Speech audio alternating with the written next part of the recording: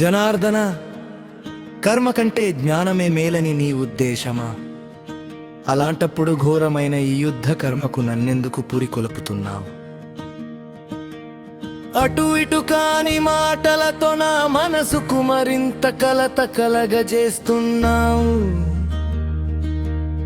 అలా కాకుండా నాకు మేలు చేకూర్చే మార్గం ఏదో ఒకటి ఖచ్చితంగా చెప్పు. అర్జున, గతంలో నేను చెప్పిన 2 మార్గాలు లోకంలో ఉన్నాయి. అవి సాంఖ్యులకు జ్ఞానయోగం, యోగులకు నిష్కామల కర్మయోగం. అర్జున, గతంలో నేను చెప్పిన 2 మార్గాలు లోకంలో ఉన్నాయి.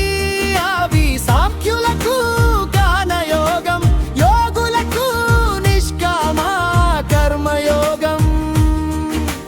కర్మలు చేయనంత మాత్రా పురుషుడు కర్మ బంధాలకు దూరంగా ఉండలేడు.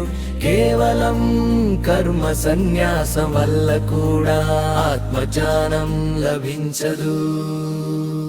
అర్జున, గతంలో నేను చెప్పిన 2 మార్గాలు లోకంలో ఉన్నాయి.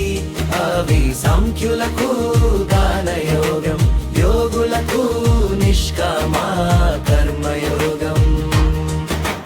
కర్మలు చేయకుండా ఎవడు ఒక్క క్షణం కూడా ఉండలేడు. ప్రకృతి గుణాల ప్రభావాలకు లోనై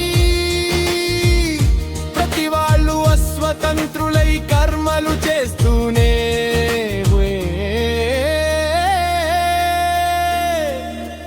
ఉన్నారు.